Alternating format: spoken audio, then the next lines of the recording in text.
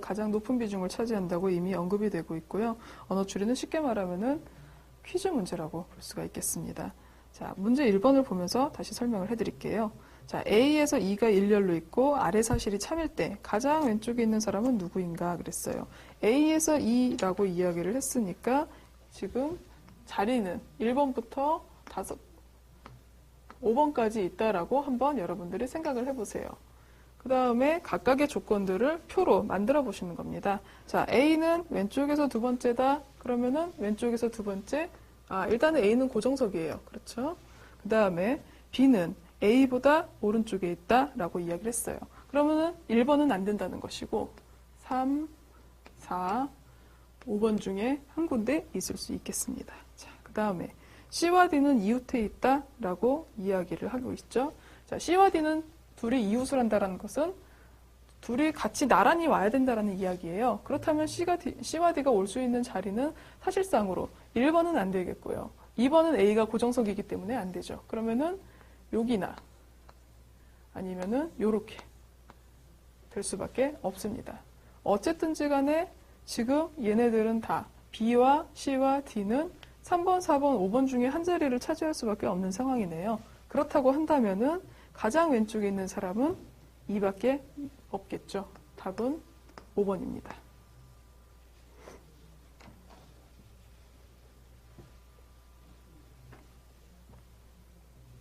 문제 2번을 한번 다시 볼게요.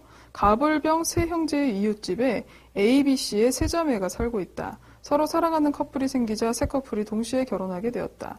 결혼 상대를 물어보자 다음과 같이 얘기했다. 모두 부끄러워서 사실과 다른 말을 하고 있다고 할 때 결혼 상대자가 바르게 짝지어진 것은 무엇인가? 자, 부끄러워서 다른 말을 하고 있다. 중요한 단서입니다. 하나의 조건인데요. A, B, C, 가불병 이렇게 셋이 같이 짝을 지을 때 무조건 얘네들이 하는 진술들은 다 거짓이구나 이렇게 먼저 생각을 해보셔야 됩니다. 표를 만들어주시는 게 중요해요. 퀴즈에서는 각각의 경우의 수를 다 따져보지 않고서는 문제를 풀기가 어렵습니다. 그렇기 때문에 일단은 표를 어떻게 그리느냐 상당히 중요한데요. 자, 일단은 얘네들은 짝을 맺는 사람들이니까 가로에다가는 A, B, C라고 하는 세 명의 인물을 그 다음에 가불병, 가로에다가는 가불병의 그 세 형제를 한번 써주도록 할게요.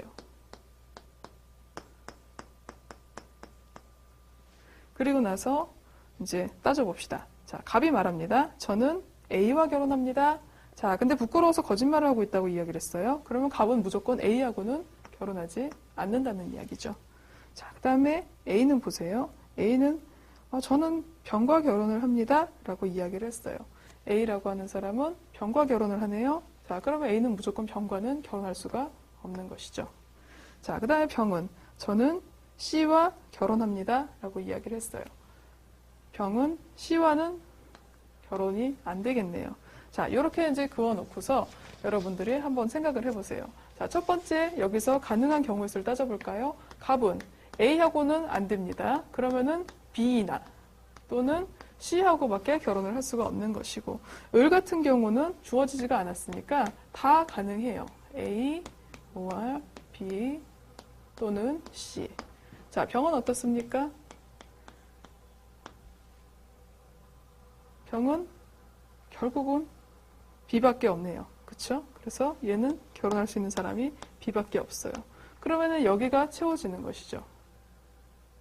그런데 자, 이렇게 해놓고 나니까 병하고 B가 연결이 됐어요. 자, 이 조건이 채워지고 나니까 갑은 B하고 결혼할 수가 없는 것이죠. 그러면은 갑은 C와 결혼을 할 수밖에 없네요. 그러면 을은 누구랑 결혼합니까? A하고 결혼을 해야 되겠죠. 자, 이렇게 조건을 맞춰가다 보면은 가장 적합한 정답은 2번이죠. 갑하고 C.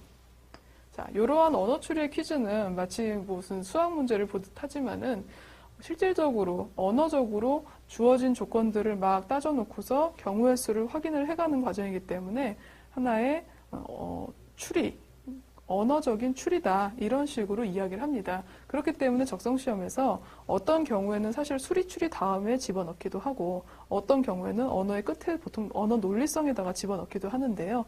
지금 두산 종합 적성검사에서는 일단은 언어라고 하는 파트에다가 집어넣어주고 있습니다. 어쨌든지 간에 여러분들은 문제를 푸실 때 이게 언어야? 이런 생각들을 하지 마시고 일단 주어진 문제를 꼼꼼하게 푸시는 게 중요하겠죠. 제일 중요한 거 표를 한번 그려보라는 것. 그냥 머릿속으로 따지면은 해보기가 어렵습니다. 그리고 나서 주어진 경우의 수를 확실하게 표시를 먼저 해두시고요. 그 다음에 안 되는 경우 그런 것들을 명확하게 인지를 해두셔야지 실수가 없을 겁니다. 설명으로 옳은 것, 자, 옳은 것을 찾는 거예요. 자, 기억 보세요. 남한은 북한에 비해 한 산업에 치중된 경향을 보인다. 자, 위에 자료죠? 자, 위에 자료 가서 보게 되면 남한은 자, 산업에 치중된 경향을 보인다. 자, 그래프를 보게 이 지금 원 그래프를 보게 되면요. 자, 남한은 어떻게 서비스업이 54.1%예요. 1%고, 자, 북한 같은 경우를 보게 되면, 자, 서비스업이 31.8, 농업이 30.4, 뭐 관공업이 26% 해가지고, 자, 남한이 훨씬 더 한 산업에 치중된 경향을 보이고 있는 거죠. 자, 기억은 맞는 보기가 되겠고요. 자, 2번, 3번, 5번 지워지겠죠. 그쵸? 기억이, 맞는 보기니까 2번, 3번, 5번 지우면, 자, 4번, 리을만 판단하시면 돼요. 그쵸? 자, 리을 먼저 판단할게요. 남북한 교류와 국외 북한 통계와 관련된 통계수의 합에서 보니까 아래 자료죠. 아래 자료로 가면 되겠구나. 자, 인구 부문의 북한 관련 통계표의 수의 10배를 빼면 10개 미만이다. 굉장히 긴데 사실 너무 간단한 문제예요. 표에서 해당하는 숫자를 찾기만 하면 돼요. 남북한 교류 어디 있어요? 두 번째 줄, 그쵸? 22. 그 다음에 국외 북한 통계 맨 마지막에 있죠? 53. 합하래요. 22 더하기 53은 75죠. 그쵸? 그런 다음에 합에서 인구 부분의 북한 관련 통계표 수, 인구 어디 있어요? 인구는 자 6이죠. 6. 자, 첫 번째 줄 세 번째 있잖아요. 6이에요. 이거 통계표 수의 10배, 60이죠. 자, 75 빼기 60 하면 얼마죠? 15예요. 15. 그쵸? 그래서 10개 미만이라는 요게 틀린 거죠. 따라서 리을은 틀린 보기. 따라 답은 1번. 이렇게 찾을 수가 있는 거죠. 나머지 보기 볼게요. 니은. 북한이 남한에 비해 농업어업이 발달한 이유는 산간지대이기 때문이다. 그랬어요. 농업어업이 발달한 이유가 산간지대 때문이다. 자, 이 자료를 보고 알 수가 있을까요? 실질적으로 이게 만약에 사실이라고 하더라도 자료를 보고 판단할 수 없잖아요. 따라서 니은은 자료에서 제시하고 있는 정보 이외에는 우리가 판단할 수 없을 때는 그거는 틀리게 되는 거죠. 그렇죠? 니은 보기는 틀린 게 되겠고요.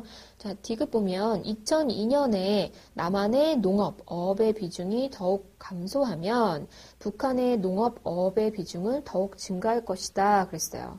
2002년에 대한 정보 아무것도 없어요. 그쵸? 2001년 자료만 나와 있고, 더 이상 아무것도 주어지지 않았고요. 그 다음에 또 하나. 남한의 농업어업의 비중이 더욱 감소하면 북한의 농업어업 비중이 더욱 증가할 것이다. 어떤 상관관계 알 수 있는 정보 하나도 없어요. 알 수 없는 거. 니은 티귿 틀린 보기가 되겠죠? 자, 넘어갈게요. 9번. 위의 그림과 표에 대한 설명으로 옳지 않은 것은 그랬어요. 자, 1번 보시면 광공업에 대한 북한 관련 통계표 수의 비중. 자, 아래 자료죠, 아래 자료. 통계표 광공업 어딨죠? 자, 첫 번째 줄에 광공업 10. 그쵸? 통계표 수의 비중이니까 전체 149 중에 10이 되는 거죠. 이 비중은 북한 산업 구조에서 광공업이 차지하는 비중을 넘지 못한다 그랬어요. 자, 149 중에 10의 비중 얼마죠? 149의 10%가 14.9예요. 14.9인데 그 14.9도 되지 않는 숫자의 149, 그 다음에 여기 10. 이거의 비중이겠죠? 그 다음에 광공업이 북한 산업구조에서 광공업이 차지하는 비중 위에 자료죠? 위에 자료에서 보게 되면 26%예요.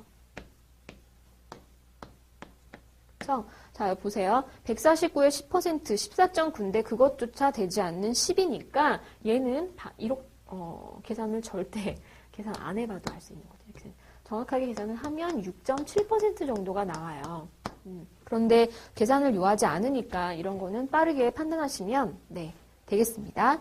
자, 2번 볼게요. 북한의 주요 산업의 점유율과 남한의 광공업, 농업, 어업 비중들의 합과의 차이는 5% 미만이다.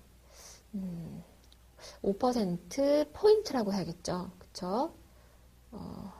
약간, 정확하게 5%포인트라고 해야 되는 것 같은데요. 자, 북한의 주요 산업 점유율 그랬어요. 자, 위에 자료죠? 위에 자료 보시면 북한의 주요 산업 뭐죠? 서비스업이에요. 31.8.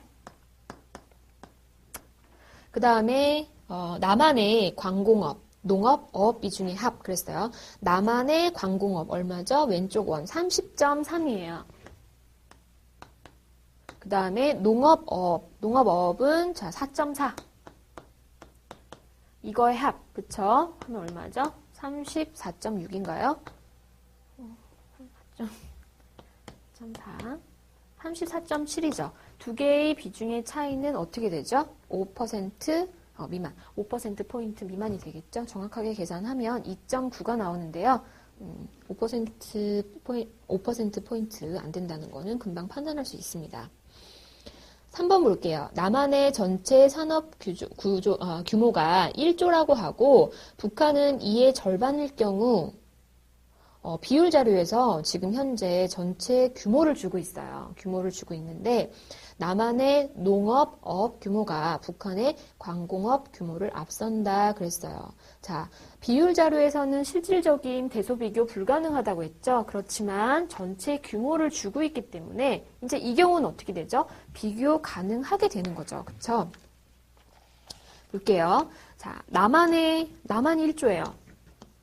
남한이 전체가 1조고 북한은 그의 절반이라고 했으니까 0.5조가 되겠죠? 가리나요? 0.5조.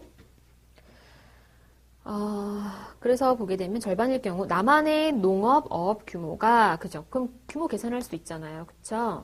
1조에 4.4%, 0.044.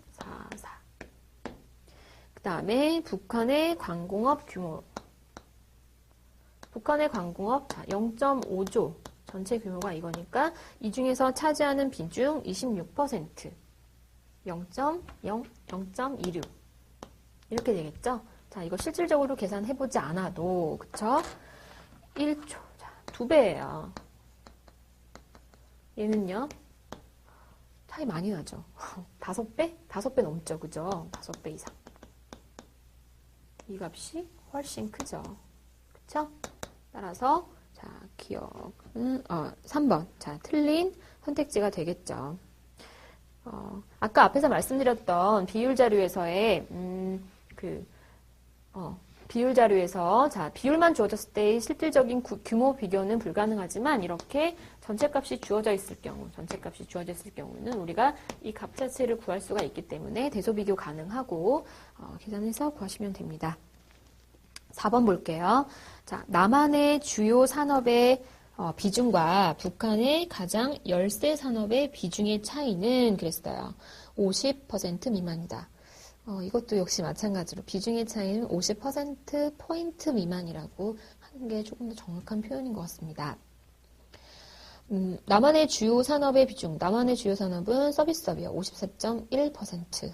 북한의 가장 열세인 산업은 보면은 전기, 가스, 수도업 4.8%.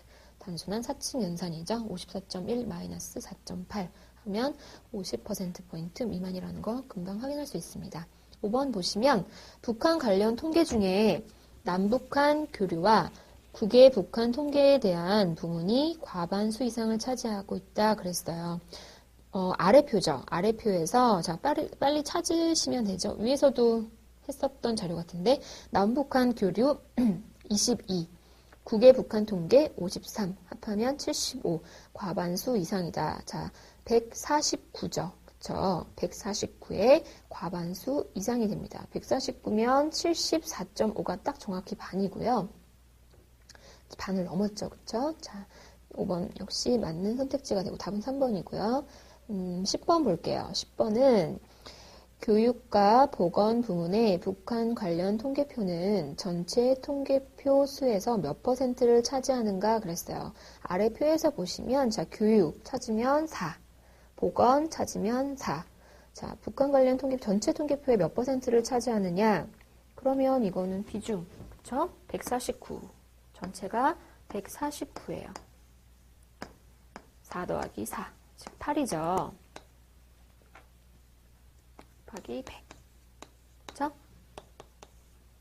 149, 8 곱하기 100. 역시 마찬가지로 나눗셈 하시면 시간이 조금, 그쵸? 자, 149의, 10%가 아까 10%는 14.9고요. 8은 자 반을 보세요. 반이 반값 5% 정도로 생각을 하시면 어떻게 되죠? 8은 이거 뭐 7.45잖아요. 5% 하면 제 글씨가 너무 7.45. 자 반을 넘죠. 약간 넘죠. 그러면 정확하게 계산하지 않으셔도 자 보시면 2번 5.4% 이렇게 답을 찾으시면 되겠습니다. 첫 번째 시간을 자료 해석을 봤는데요. 잠시 쉬었다가 나머지 세 개의 영역 응용 계산하고요. 그 다음에 수출이 알고리즘 보겠습니다.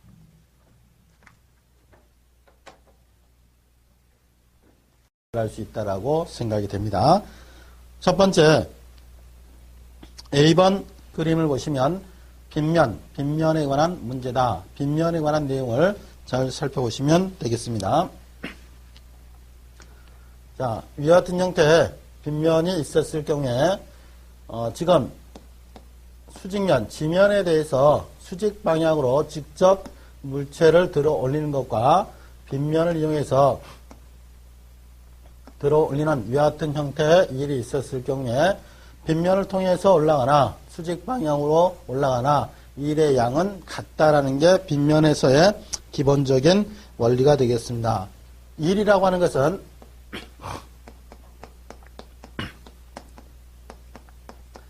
흰 곱하기 거리 위와 같은 형태로 표현됩니다. 일이라고 하는 건 힘 곱하기 거리다. 그런데 사실 이 일이라고 하는 것은 에너지다 이렇게 보시면 됩니다. 에너지를 가지고 우리가 무엇을 할 수 있느냐 일을 할 수 있기 때문에 힘 곱하기 거리는 에너지 즉 일이다라고 표현을 합니다. 여기에서 지금 수직 방향으로 이 물체에 작용하는 힘은 바로 W 중력이 되겠죠. 중력 즉 무게가 된다. 중력 무게가 됩니다. 그것은 N 곱하기 G 이와 같은 형태로 표현할 수가 있습니다.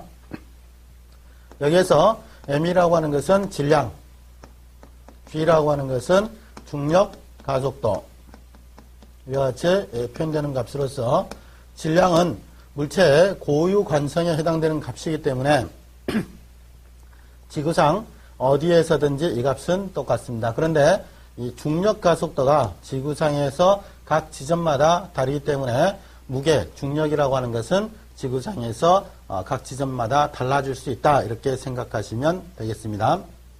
그러면 수직 방향으로 H만큼 끌어올렸다라고 하는 것은 결과적으로 일은 W 곱하기 H 이와 같이 표현할 수 있겠죠.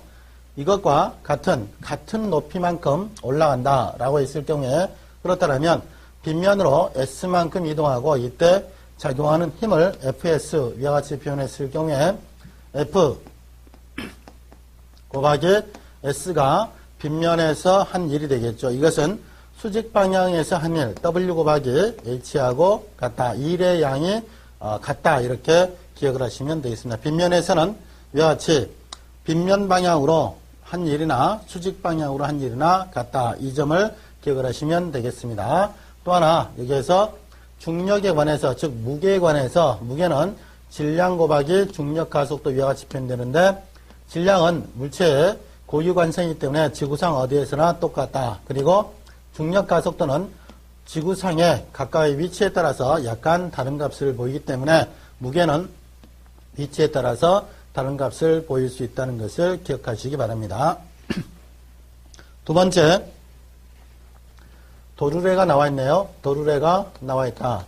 도르래는 크게 두 가지를 생각하셔야 됩니다. 움직 도르래와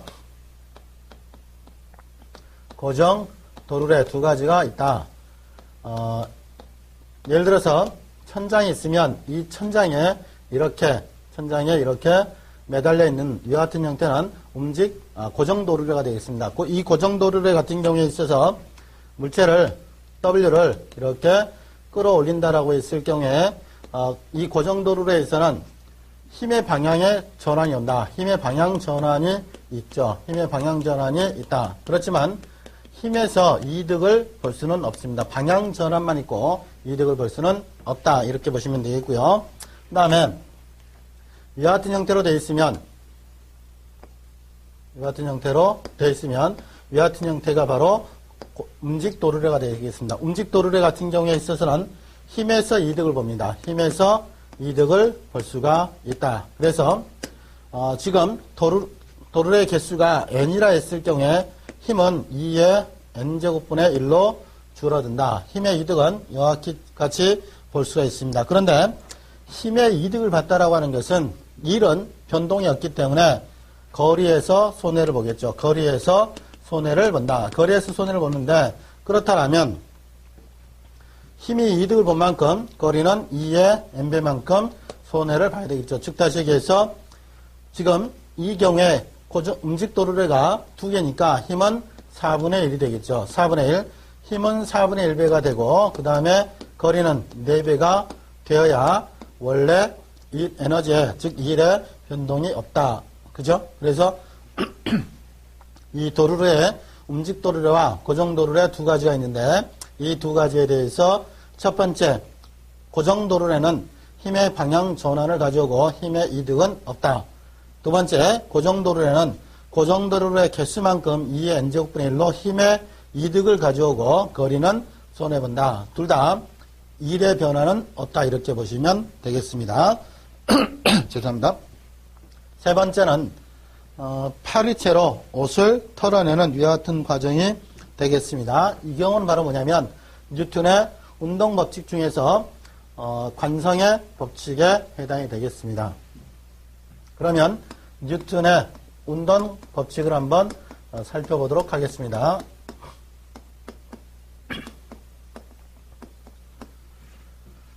첫 번째가 관성의 법칙입니다. 관성의 법칙. 관성의 법칙은 운동 상태에 있던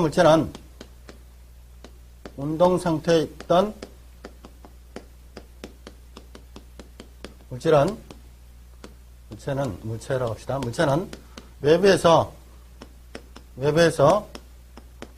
힘이 작용하지 않는 한 운동 상태를 그대로 유지하려는 특성이 있다. 이게 바로 관성의 법칙입니다. 즉 다시 얘기해서 정지 상태에 있던 물질은 외부에서